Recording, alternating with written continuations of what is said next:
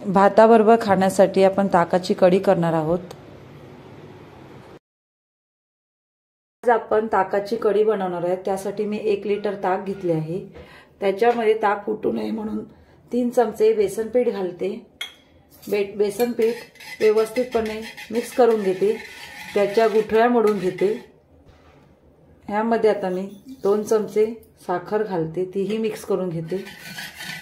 तर ह्यामध्ये चवीनुसार मीठ घालते, छोटे 2 चमचे। 1 चमचा हळद घालते, छोटा। ते व्यवस्थित ढवळून घेते।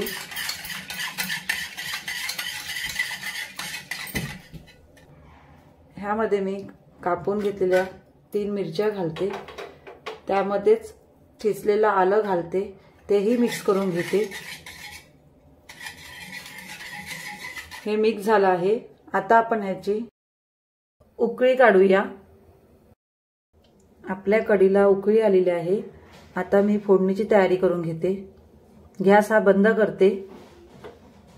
फोडणीसाठी गॅसवर भांडं गरम करत ठेवले आहे। त्यामध्ये मी 1 मोठा चमचा तेल घालते।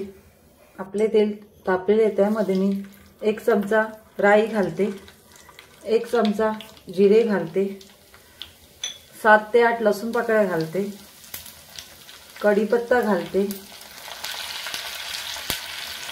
हिंग घालते। फोडणीमध्ये थोडी कोथिंबीरही घालते, त्यामुळे चव चांगली येते। आपली आता ही फोडणी झाली आहे। ते मी कढीवर ओतते, त्याच्यामध्ये कोथिंबीर घालते आणि थोड्या वेळ झाकण ठेवून देते। 5 मिनिटांनंतर मी झाकण काढते। किती छान कढी झाली आहे, रंगही छान आला आहे।